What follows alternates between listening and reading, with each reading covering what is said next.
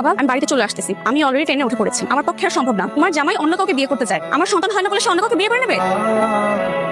সেই কখন থেকে এই রিপোর্টটা দেখতেছো? বাচ্চা কাচ্চা হবে হবে না এটা উপরওয়ালার হাতে। এটা মন খারাপ করার কিছু নেই। সমস্যা তো আমার, আমি তোমাকে বাচ্চা দিতে পারবো না। আমি যে তোমাকে বাচ্চা দিতে পারবো না এই জন্য তোমার খারাপ লাগবে না? চাচি আসে। কেমন আছে সাথী? ভাবি আম্মা কোথায়? আম্মা ঘরে যাও। কি হয়েছে মা? কিছু বলো না, সে কখন থেকে শুধু কান্না করতেছো, আমাকে বলো। তোর চিন্তা আমার সারা রাত ঘুম হয় না। তোর ঘরে কোনো সন্তানাদি নাই, এভাবে আর কতদিন বার করবি? এই হচ্ছে তাহলে তোমার অসুখ। বাচ্চা কাচ্চা হওয়া কিন্তু আমার হাতে না, এটা উপরওয়ালা যখন দিবে তখন এমনিতেই হবে। আর আমাদের হাতে তো এখন কিছু নাই। আর তাছাড়া আমি ভালো একটা ডক্টর দেখাই দিচ্ছি, ট্রিটমেন্ট তো চলতেছে, এটা নিয়ে তো চিন্তা করার কিছু নেই তোমার। বাচ্চা কাচ্চা যদি হওয়ার হতো তাহলে এতদিনে হয়ে যেত।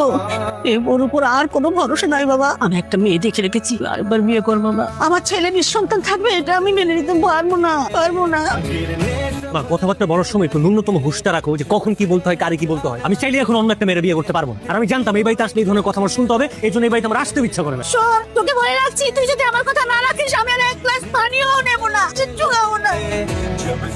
ভবানী এখন এত ভাবার মতো কিছুই হয়নি, আর আমি এরকম কোনো কাজ কখনোই করবো না। আমার সন্তানেরও প্রয়োজন নেই, তুমি আর এসব নিয়ে চিন্তা করো না। মা ফোন দিছে। কেমন আছো বৌমা? আলহামদুলিল্লাহ ভালো আছি। আম্মা আপনার শরীরটা এখন কেমন আছে? আর আমার শরীর টেনশনে কিছুই ভালো লাগে না। আম্মা এত চিন্তা কেন করছেন? আমাদের নিয়ে চিন্তা করা লাগবে না, আমরা তো ভালো আছি। না বৌমা না, এখন বলছো ভালো আছো, এখন বুঝতে পারছো না জীবনে একটা সন্তানের গুরুত্ব কত।